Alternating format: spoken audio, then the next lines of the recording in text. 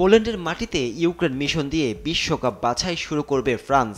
সবশেষ আসরে শিরোপা হাতছাড়া করা ফরাসিদের মিশন এবার শিরোপা পুনরুদ্ধার। সেই লক্ষ্যে বাছাই পর্বের শুরুটা জয় দিয়ে করতে চায় অলিস এমবাপেরা।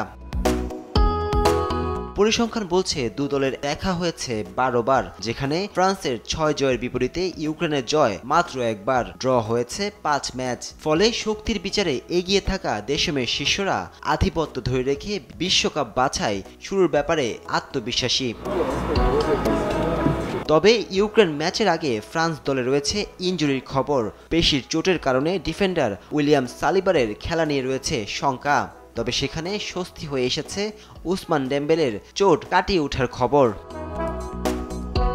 এদিকে বিশ্বকাপ বাছাইয়ের মিশন শুরুর আগে প্রীতি ম্যাচে নিউজিল্যান্ডকে হারিয়ে আত্মবিশ্বাস বাড়িয়েছে ইউক্রেন। সেই আত্মবিশ্বাসকে পুঁজি করে পোল্যান্ডের নিরপেক্ষ ভেন্যু থেকে এবার বিশ্বকাপ বাছাই শুরু করতে চায় রেভরোভের শিষ্যরা।